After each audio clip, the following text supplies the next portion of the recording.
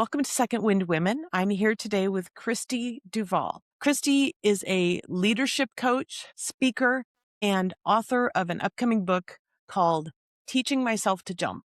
Early in her career, she set out to move into management and leadership, identifying gaps, creating opportunities, and stepping into leadership with intention, where she discovered a deep passion for developing others. She has over a decade of experience leading teams and driving transformation. Her work is shaped by her own journey of questioning traditional success, learning to trust herself, and building a coaching practice that helps women leaders lead through growth and acquisition without burning out.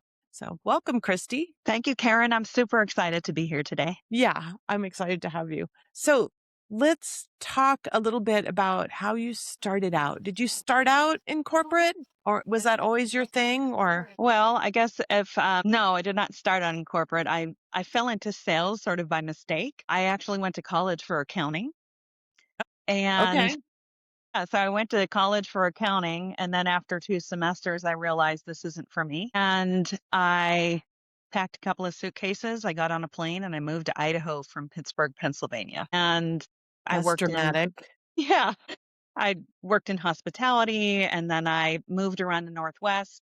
I moved to Portland and then ultimately ended up in Seattle. And I worked in corporate relocation for a while. And then I saw an ad in the paper back before there were job boards, and it was a job to sell packaging. And I thought, how hard could that be? That started my journey into packaging and corporate roles, starting out in sales and advancing up into management. Cool, cool. So why Idaho? I have to ask. Well, um I had failed out of college. I was the person who had good grades in high school. I was super active in lots of activities, but I think when it came to college, I wasn't really unsure. I didn't know what I wanted to do, and I just thought, "Oh, well, my mom makes a good living as an accountant. Maybe I'll just go do that." And when I got to college, I think I just was not prepared for all of the social challenges. I think I was probably a little more sheltered than I realized. And so after I had to move back home from college, that was really hard.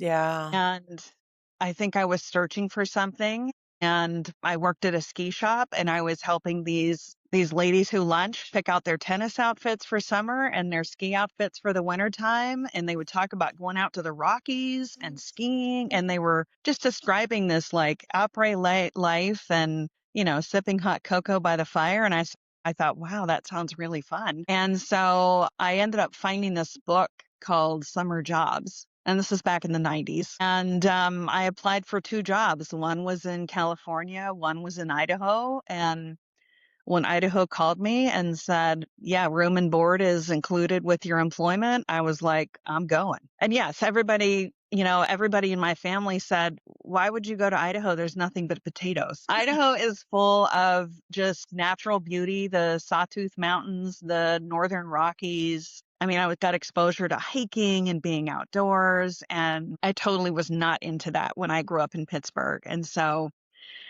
that's kind of what happened. And I mean, I don't know a thing about Idaho. I would have said that potato comment myself, but sounds like it's like a hidden gem, which is really fun. Yeah, I mean, Yeah. the town that I went to is called Stanley, Idaho, and back in the mid 90s, the population was 71. Most of so my dating options as a 21-year-old were pretty limited, but most people go there to river raft and do summer recreation. Mm-hmm. Nobody goes there in the wintertime. You cross country ski to get anywhere. The town Right. is a lot bigger now. It's not gigantic, but it's a lot bigger than it was back then. But Mm-hmm. yeah, everybody knew everybody. Um, yeah, and I worked at a resort. So it was sort of like my college experience. I think what I imagined college would be like. I mean, I lived in a wood hut with my sleeping bag and my roommate who ended up being from Wow. Ohio, Uh-huh. and it was heaven because it was independence for me for the first time. Right. Right. But yeah, the outdoor recreation, the hiking, the rafting, the hot springs. Because you were Yeah. a city girl. Yeah, I mean, Yeah. I was a suburban kid growing up in Pittsburgh. Yeah, and So I worked downtown Pittsburgh, yeah. before I moved and all of that. Yeah. Yeah. I had a similar experience growing up in Kansas City and moving to Boulder. Yeah, Oh, very yeah. similar. Yeah. Yeah. So what was the transition when you moved out of this, resort job? Was So there I a had moment, or was it just like the term was up and I gotta find something else to do? well, after my first summer there, I had to move home because I spent all of the money that I made. Having fun. I didn't know how to manage money when I was in my 20s. And so I had to move back home. And after you get that sense of independence and you move out on your own, going back home, and it really has nothing to do with your parents or your home life. It's just you are so used to a level of independence that you kind of can't let go of. So I had to move back home, and then I went back out to Idaho and Montana. I ski bummed for a while, and um, I think at some point my mom said, you need to get a real job. You can't do this forever. So I I ended know up people moving. that do actually. Yeah. Now that I'm in my 50s, yes, I know plenty of people that, have done that, have been content. But I think my mom, there was probably a conversation where I remember her saying, you can't do this forever. You need to get a real job. And I just thought, okay. So I ended up moving to Boise and I found a job as a sales assistant. And I basically ran errands for salespeople. And I sort of fell into sales by mistake, but that was where I got my first, like, I guess you could say, real job. I was signing leases for apartments and doing corporate relocation for these sales reps. Mhm, mhm. And, um, I moved up. I started out as an assistant and then they asked me, hey, do you want to become a salesperson? And we have an opportunity in Portland, Oregon. So I thought, okay. And my mom said, you should never pass up an opportunity to get promoted. And so I said, okay. So I moved to Portland. And And I was, how old were you when you did this move? let's see, I would have been 23. Yeah, I was And probably 23 when I moved from Boise to Portland. this was in the '90s still? Yeah, the midnight. So, just so people know, if you're younger, back in the days, there weren't cell phones. So when you moved, you had to change your phone number and nobody could find you. That's right. Yeah. So I that don't was even a know if we had email. I can't even yeah. remember. Yeah, that was just when email was starting up. But yeah, Yeah. that's a big, big deal to move to another part of the country as a single person, out of a job when you're 23 in that era. Oh, yeah. I mean, when I was living in Idaho, when I first got there that first year, um, I had to go to the payphone like once a week and call my mom and just tell her what was going on. Yeah, such a different era, isn't it? I can look on my phone and see if my daughter's at home or at work, so Right. I can call her. Well, Yeah. yeah, I can see when somebody like last checked their messages or whatever. And I'm like, okay, they're Yeah. good. That's my way of checking in sometimes. Totally, yeah, the most passive check-in ever. But yeah, totally different world. So what was it like to land in Portland as like a new person, and had you already done sales or you were moving to Portland to do sales? I was moving from being an assistant to being a full-time salesperson. So I kind of knew what it took. There was a woman who mentored me who was one of the salespeople, and I got really Mhm. close to her. Even after I moved to Portland, I'd go back and visit all the time, visit her and her husband. And I mean, I was in my 20s and she was probably in her 50s. Uh, Yeah. She and was she just just like, mentored me and she took me yeah. under her wing, and that's where I learned a lot. Yeah. Yeah. So you're in the thick of it. You're doing your sales. So you ended up just transitioning to management, right? Well, not from that job. So Oh, okay. that role, then they gave me an opportunity to move to Seattle.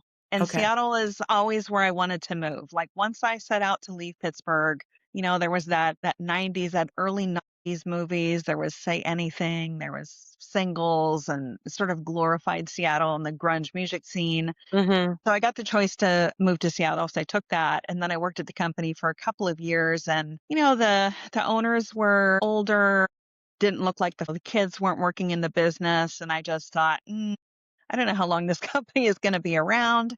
Mhm. And so I saw an ad in the paper for packaging sales. And like I said, how hard could that be? So I went and worked at a packaging company for about 6 years. And then I went to work at a competitor. And that competitor, the last company I've worked at, I worked there for 20 years. And that's where I got into management. Let's talk about, when did you decide to break out and start coaching instead of just staying in the forever management track? Yeah.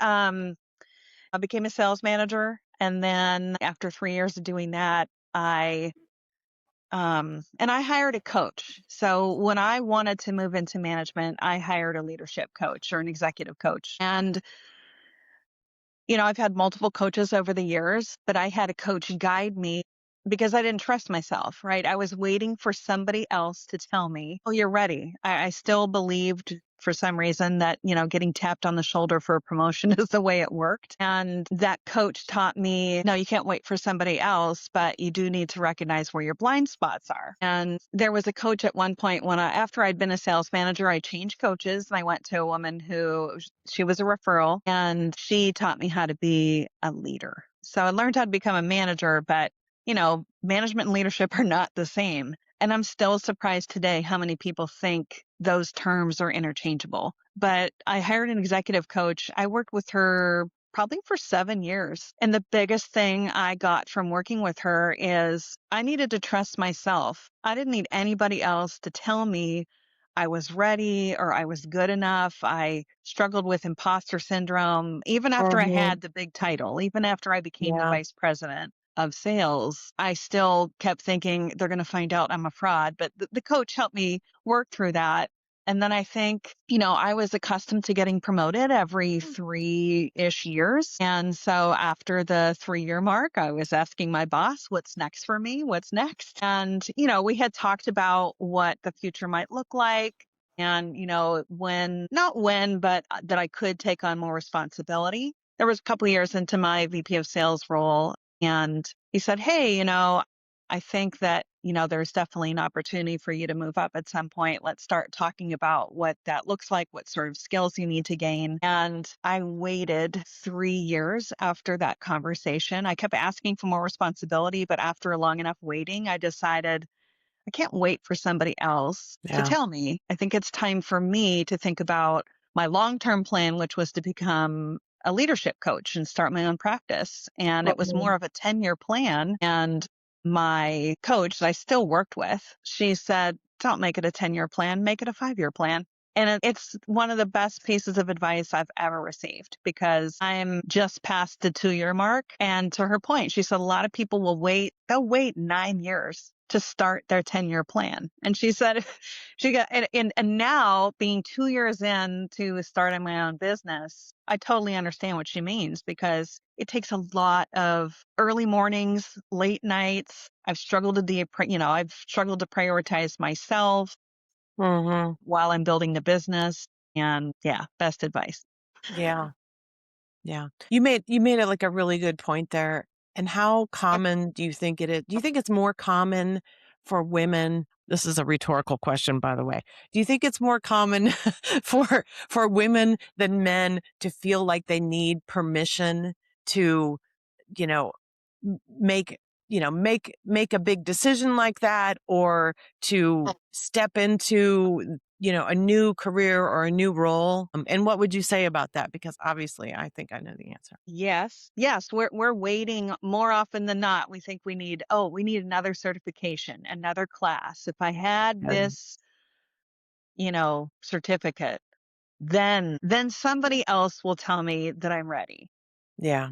And I think over the last 3 years in particular, as I've worked so much on myself, equally at the same time as building my business, I can't wait for somebody else. Yeah. And I don't think most men are waiting for somebody else. Thinking about writing my book, just as an example. And I kept thinking, why? I'm not really an author. I haven't published anything. I mean, I write blogs, but I don't have a publisher. I don't even know how I'm going to release it. And somebody said, if you were a man, you would have already like promoted this on LinkedIn and told the whole world that you're writing a book and Yeah. it's forthcoming. And I just went, really? So it was just, these aha moments for me. And yes, I think lots of women are in that boat and we should not wait. Yeah.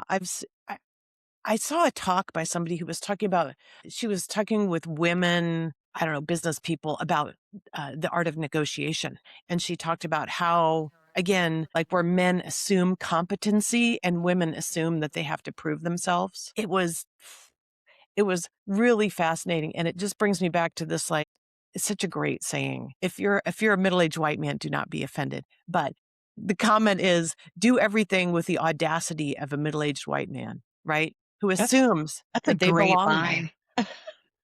Isn't it? It's a great line. Yeah. If we could just remember that when we're in the moment. Yeah. Right, Yeah. when we're in that moment of, "Oh, I don't know." I mean, even this week, I had, I had a moment with myself where I was like, "Oh, what am I doing? I don't know if I'm good enough. I don't have enough experience for this." And then, within 4 hours, I had worked through went out, I gave myself some space. I'm like, "No, no, no, Right. I am good enough." Yes, and to your point, maybe now I'll start thinking about that line. Yeah. Yeah. Totally. Totally. Yeah. It's a vibe. You gotta lean into it and Oh, it's a remind yourself. It's vibe. one of those needs to be on a piece of jewelry or something. Like, "Oh, It's yeah." a vibe. I love that. So you said something earlier about the difference between management and leadership. Can you talk a little bit more about that? Yeah, I think management is about like managing tasks and being directive and, telling people what to do. And at least I think leadership, it's important to lead by example. Um, and you got to lead yourself before you can lead other people. A lot of managers haven't done the inner work. And I think back to people I've met and coached over the years, even in my corporate role, I did a lot of coaching. Mhm. And I remember meeting with somebody and he said, "Well, I really want to be, in charge of the plant or whatever, because I worked in manufacturing." And I he tended to do a lot of firefighting, like as the manager. And I Yeah. said, "How are you developing your team to handle these issues so you can really lead?" And, that's just an example of that's my whole premise is you can set expectations, you can do all sorts of things as a leader, but you've got to do the inner work. And there's a lot more work for a leader to do. And I think the best leaders are constantly learning, constantly improving on themselves because your team will recognize that too. Right. Yeah. Yeah, I mean, from my years in small business, I really think that, it's the fast, intense track to self-development, right? I think people who don't have their own business or who are not in leadership, they can like, self-development is fun. It's Mhm. like a hobby, like, "Oh, I go to yoga twice a week," right? But when you're present in a different kind of way, I think it naturally just leads you into seeing the value in that kind of work. Yeah, I mean, even this week, I was, talking to somebody and, I've had to lead through lots of growth in the company I worked at and post acquisition integration, which is incredibly painful. Anybody who's done it knows. And, I've struggled with burnout over the years many times, partly because I've always been so committed to professional pursuits. And anyway, when I was post acquisition and I was really struggling, I wasn't the best leader for my team. Because I was carrying lots of emotional labor. I was carrying it home at night and I was never giving myself a break. But I was talking to somebody recently and he said, "I noticed a big change in you at some point." And he said, I don't know what it was, but we were talking about his emotions because I said, "Your emotions are affecting everybody around you." And we talked a lot about what were the things he could do, and I asked him questions like, "What were the things that I did as a leader that made an impact on you?" Because I was trying to get him to recognize if he could recognize what he saw in other people, what could he do for himself? And I think that's what great leaders do is they do lots of inner reflection, but they also help other people take that same perspective on themselves. Yeah, and also when you're interacting with people like that as a leader, it's there are subtle levels of communication that are going on. It's not just, "I wrote this down and that's what I mean," right? Oh, yeah. And I Yeah. mean, your body language, your everything. I mean, when I think about when I was younger, and I would say I was probably more of a manager, I was trying to prove myself. I was not approachable. And there was this one time where I was at this company event and 2 reps were, talking to somebody else, and they were talking about me. And I said, like, I interrupted and I said, "I'm sorry, what did you guys just say?" And they're like, I said, "It's okay. You can say it. It's an after hours work event." And they Mhm. said, "You don't listen to us. You are always unapproachable." And I just was completely unaware. I was blissfully unaware. Yeah. And they said, "Well, when we come in to tell you about something exciting, your first thing is, okay, but what about this other thing you were working on?" Like, I was not listening. And I Yeah. think that's the other thing great, really good leaders will listen. You got to meet people where they are. Yeah. And every interaction is a conversation, right? Every interaction, nonverbal or verbal. Yeah. Yeah. I took this amazing workshop many, many years ago. It was this modality called Hakomi. It's not really that common. But one of the things we did is we broke it down into like groups of like 4 or 5. Huh? We didn't say anything. We didn't know each other. And we just take a minute, like take 30 seconds or 1 minute, and everybody in the group just look at this one person. And then we want you to say what you think is going on with that person. And it was amazing. It Wow. was amazing. We have this idea that we are this little distinct box that is separate from everything else around us. It is complete bullshit. People know. People know if you're faking it at work, you know? They do. Yeah. Yeah, that was an amazing experience. So so what so I don't know if you kind of went over this, but what did coaching give you that you couldn't get through basically your corporate world alone? Or was Mhm. that just like the next step in your development? Yeah, the company I worked at was it was a mid-sized business, but that didn't spend a lot of money on employee development.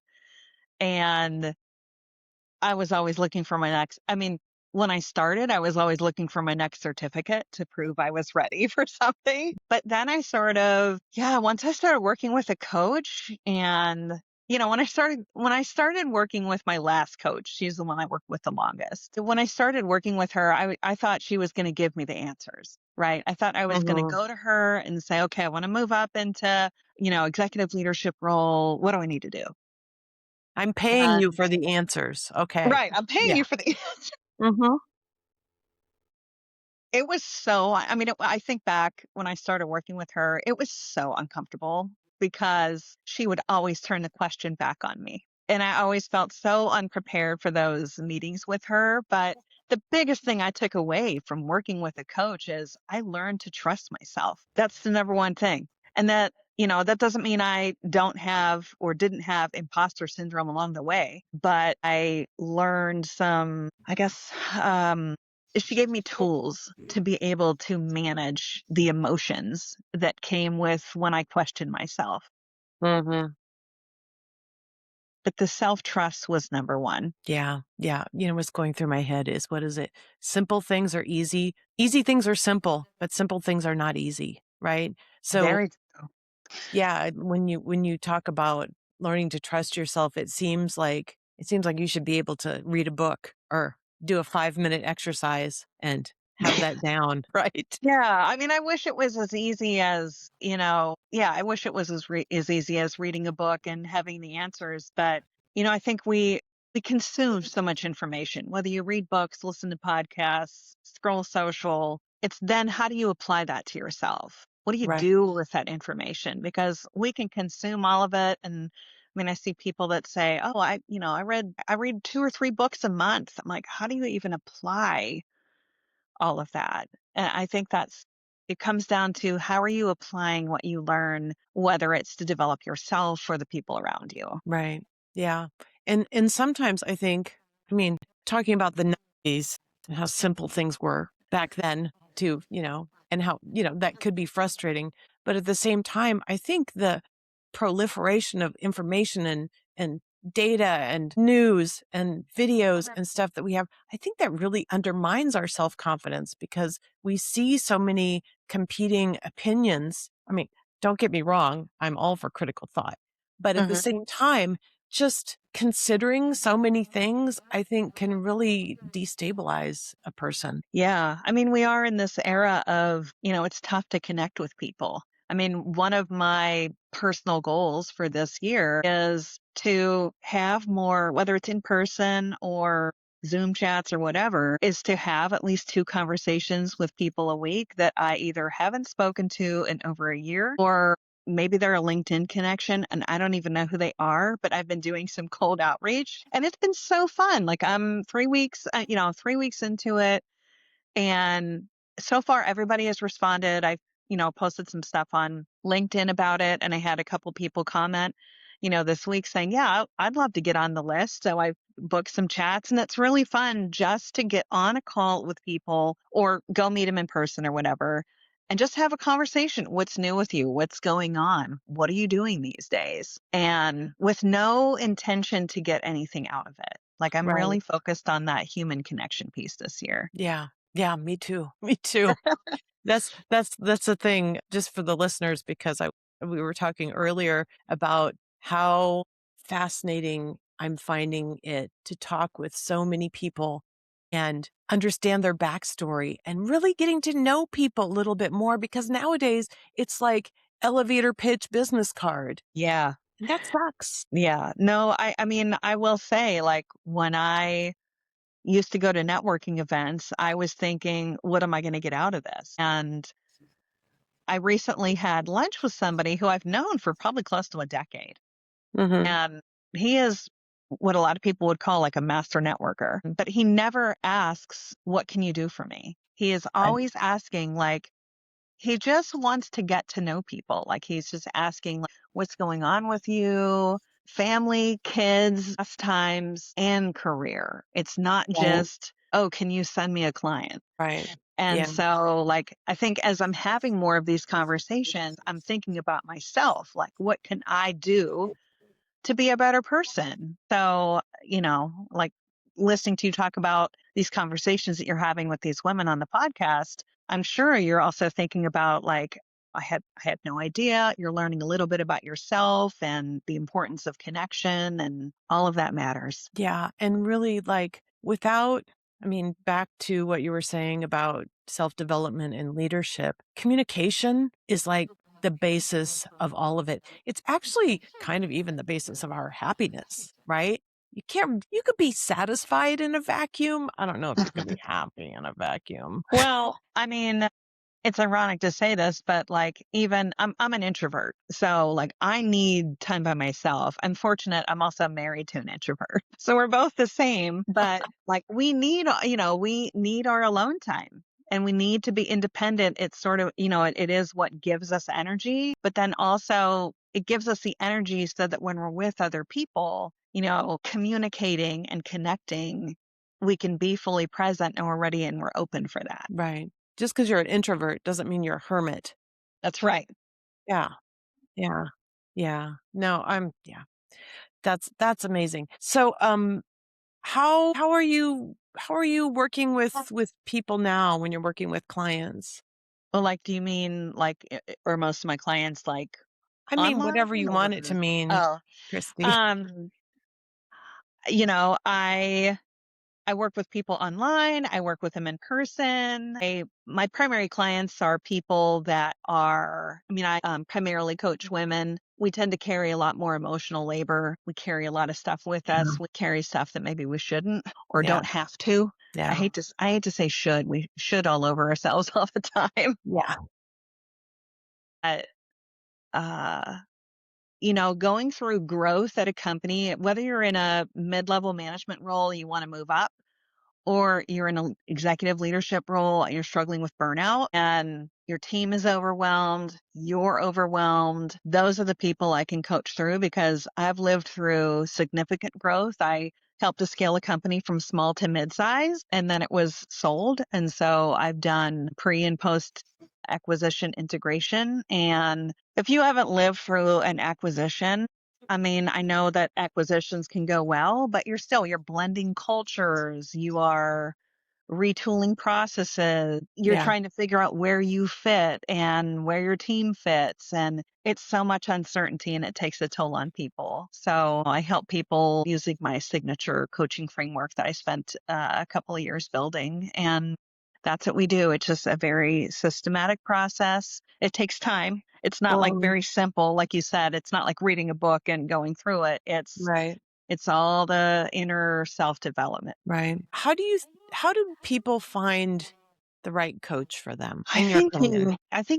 you have to try people on. It's sort of like going into the dressing room and trying on different outfits, and until you try it on and look in the mirror, and it may take you a few tries. I was very fortunate and lucky. I My last coach that I worked with, I mean, I've worked with two primary coaches. One, I saw her on stage at Um, a women's leadership conference probably a little more than 10 years ago. And she was up on stage and she was telling a story about herself. And I just thought, she's talking to me. And so I entered her online program and I got some coaching from her directly. mhm, The last coach was a referral and there was no intention. And I think she did a really good job. She said, "Hey, there's no expectation. We're going to meet for coffee. We're going to see if we're a fit. And that's it. You have to decide whether I'm the right fit." And she said, equally, I have to decide if you're the right kind of client for me. right, And I remember when she walked into the restaurant and she looked the way I wanted to be perceived. She was very pulled together. She was professional. She was very elegant. She was very eloquent with her words, but she had this incredibly calming presence. And when I think about like fitness trainers and things people I've worked with over the years, a lot of people will tend to pick the trainer who might have some of the qualities they want to have in themselves, right.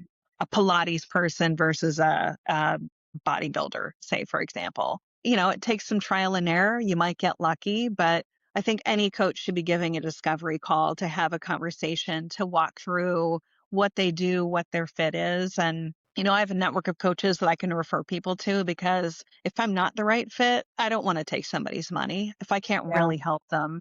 And that was my philosophy when I was in sales and, even as a sales leader. If we weren't the right fit for somebody, we would refer them to somebody else. I mean, that's really the correct way to do things, right? Not that I want to make the sale, but literally, I'm here offering you something that can help you. If you need it, I have it for you. Same as Right. coaching, right? Well, Yeah. there's millions of coaches. Yeah, And, I know. I'm finding that out. somebody might need a more harsh demeanor. Somebody might need a softer person. Hmm. I think there's a lot of stylistic differences in how people approach that. And I think you got to find the right person that has the skills and the credibility and also the style that you want to work with. Right. That's a lot.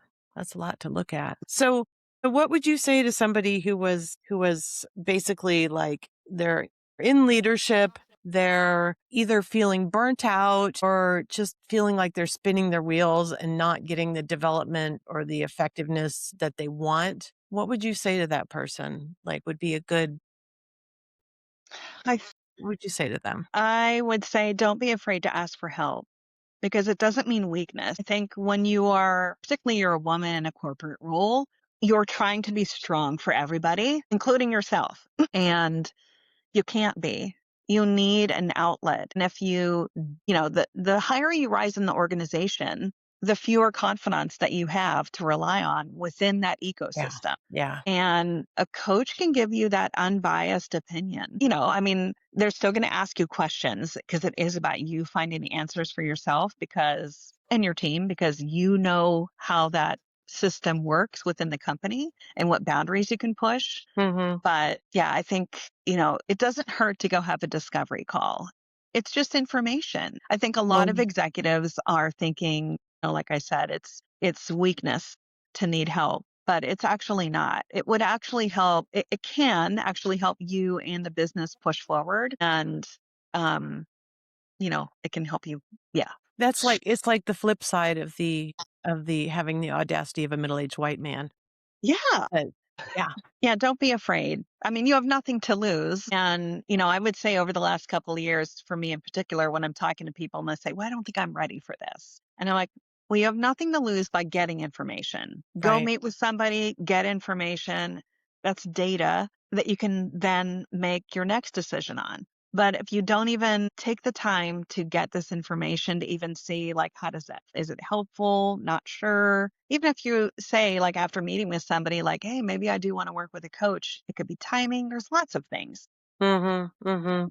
I mean, I struggle with carrying so many identities, Yeah, caring for the home, making sure dinner is ready, being a founder of a coaching business, it's a lot. yeah, yeah. Okay, oh, awesome. Well, how can people get in touch with you and find you? Well, my website, I do have a website, so anybody can go to kristiduvallcoaching.com.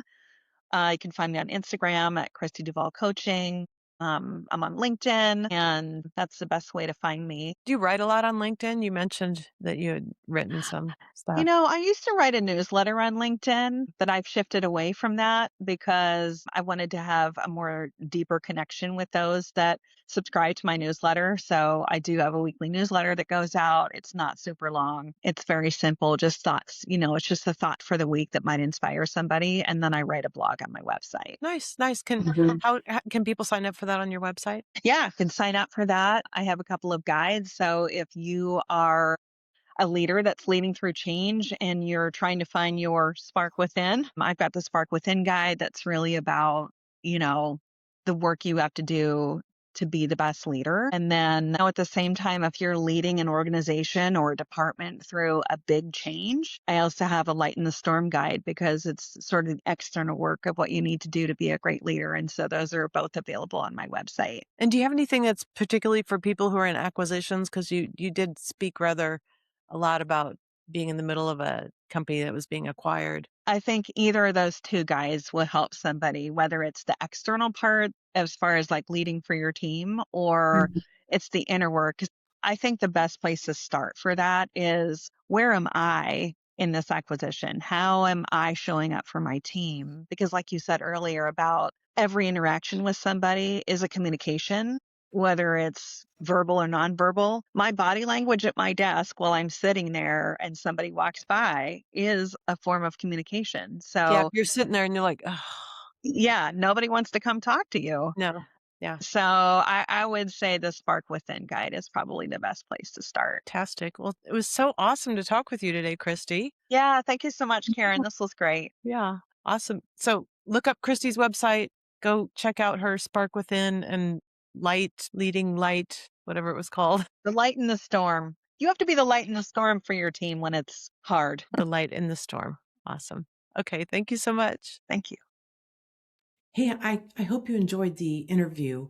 I wanted to let you know that we're launching a sister podcast and we'd love for you to be on it. It's called Second Wind Women Jumpstart.